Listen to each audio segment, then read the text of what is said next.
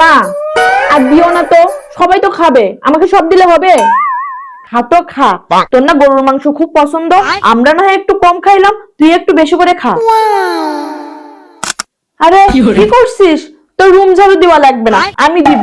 তুই এমনিতে সকাল থেকে আমার অনেক কাজ করে দিছিস। ওই কাজ করলাম, শুধু কয়েকটা বাসন মাজছি আর কাপড় গুছাইছি, এটাই আমার জন্য অনেক। তুই এমনিতে আমার সবসময় হাতের কাজে সাহায্য করিস। তুই যে বাড়ির বউ হয়ে যাবি, সে বাড়ির লক্ষ্মী হয়ে থাকবি। এই নাও, এটা খাও। মা, দুপুরে যে অনেক মাংস রান্না করলাম, আমাকে যে এক পিস মাংস দিলেন, মাংস কি শেষ হয়ে গেছে নাকি? না, আছে। তোমার শ্বশুর আমার ছেলের জন্য উঠাই রাখছি রাতে খাবার জন্য, যেটা দিছি ওটা দিয়ে খাও।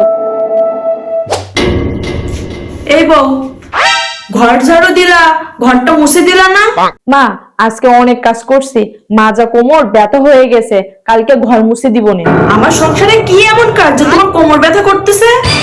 কি এমন কাজ করছি তাই না? বাসন মাজছি, রান্না বাড়া করছি, কাপড় ধুইছি, এক গাদা কাপড় চোপড় ছিল সেগুলো ভাস, এইগুলো আমি এক হাতে করি, সেজন্য আমার কষ্ট হয়। হয়েছে হয়েছে, তুমি যা করো এমন সব বউরাই করে। এত অজুহাত না দিয়ে এক্ষুনি ঘর মুছে দাও, যত সব।